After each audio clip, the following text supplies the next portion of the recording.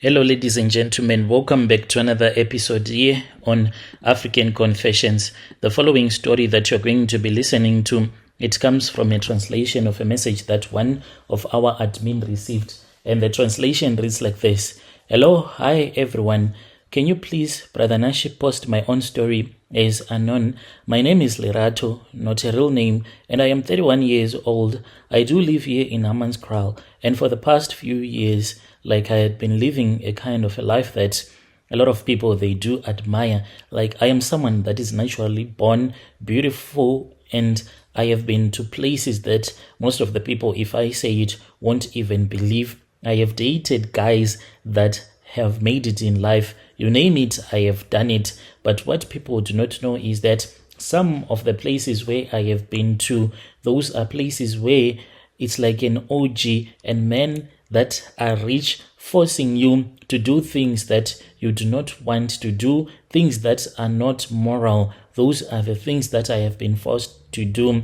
And I feel as if I have been cursed, even though I am beautiful. At the same time, I have a very beautiful voice. Do you know that I was raped by a pastor, a certain pastor, when I was only 16 years old? This man, I thought that he was there. He had been sent by the Lord to change my life. We started going to his church. My mom was the first one to go to that church. We followed, and then because of my voice, I was then told that I had to become part of the praise and worship team. The night that it happened, I can never forget, for it was raining on that night. After we had finished the service, a lot of people, they had cars, and I opted to walk. Taxis, they were still going around about the location, and I just thought that if I could hop into the taxi, then the taxi would take me to our home, which was in the next location. But the pastor then told me that no, it is fine. I was going to make a plan. It was me and these other three girls.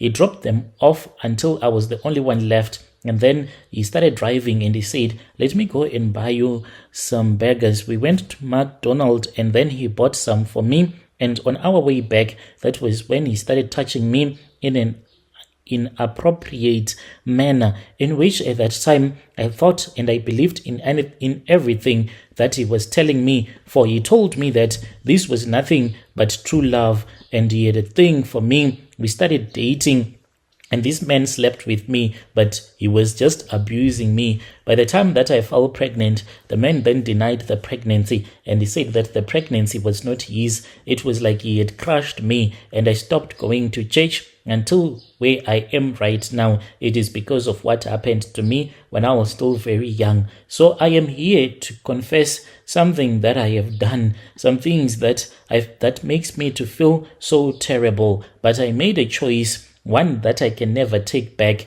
and I feel like it is destroying me. It has destroyed my heart. I feel that my heart is so much darkened, and I do not see any light at the end of the tunnel. So I have been living as a slave queen. Last year, I found myself in a situation that I was not prepared for. I fell pregnant after a fling with a married man that I had met on Tinder. It wasn't serious. It was just one of those arrangements where I got what I needed, money, gifts, and financial stability. And he got what he wanted, sex, a little fun on the outside. When I found out that I was pregnant, my world stopped. I thought about everything that I stood to lose, and I did not want to carry this pregnancy because there was another man whom I was supposed to go with on a vacation to Cape Town. How will I ever go on a vacation with another man, yet I am pregnant for another man with all the morning sicknesses and everything? I just wanted to put my hormones back in control, in order. The only thing that could help me was to remove this pregnancy. 9 months is not a joke, and when you are a slave queen, you survive by sleeping with men. How can you survive for 9 months without anyone who was going to go out with me to a groove with a baby whilst I was pregnant, and after that giving birth? The months, it was a year and a half just taking care of this little human being who does not bring anything to the table. I considered abortion. Every time I went to the clinic, something stopped me. I guess deep down, I felt like maybe this baby was my chance to change. to leave this slay queen life behind and to start afresh. But when my son was born, it really hit me hard. I didn't know how to be a mother, and I did not have the money to raise him properly because I was owing a lot of people. Because for me to keep up with the looks, I had to borrow money, borrow weaves, making people to give me so that I can later give them back their money. That was when I then spoke with one of my friend. She is Nigerian. She told me that she knew another person who could assist me. I went to her salon. Whilst I was there, that was when another man came. This man, there was one thing in particular about him. He smelled really nice. And then I was told that the man was a sangoma. I could not believe it, with the way that he was so humble, with the way that he was looking really great, and the smell, it was something else. And then she told me that he could fix my life to help me and to help me to connect with powerful blessers who could take care of everything. I did not want to believe a sangoma, really, but as my situation got worse,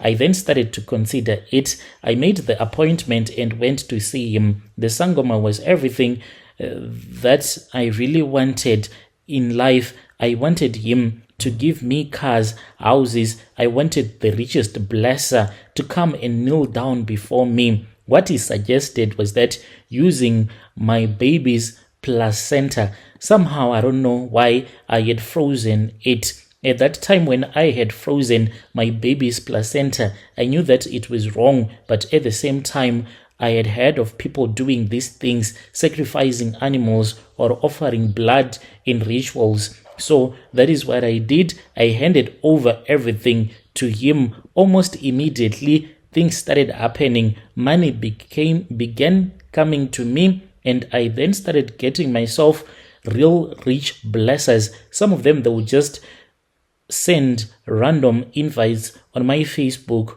without even knowing how this man just found me, or even call me, and then it will be a wrong number. Save that number on WhatsApp, then you will see that the man on the profile picture, you will be looking really great. And then I started dating these men, making a lot of money. But the problem is that my son now has a disability. It all started really slow. My son, I noticed that he was not hitting the milestones that I expected him to, and he was not growing as fast as we expect a baby to. And then I went with him to the hospital, and I was told that my child has a disability. My child will never grow until he is 10. The doctors has given my son only about 6 years to live, because of the condition of the disability that he has. It's like a syndrome that forces his body to shut down. One by one, his internal organs, they are going to shut down until he dies. When I look at my son, I know that the choices that I made, that is what is making my son to become a crippled. Sometimes I can't sleep. Sometimes I can't even eat. All that I do is I just sleep with as many men as I can, so as to forget the pain. If there is anyone, if you know any powerful traditional healer from Zim, please help me so that I can make this right. I am begging you, help me. If you have phone numbers of any traditional healer that is powerful enough, I am willing to sponsor a trip so that we can go to Zim. If you are willing to do that, Brother Nashi, please post for me.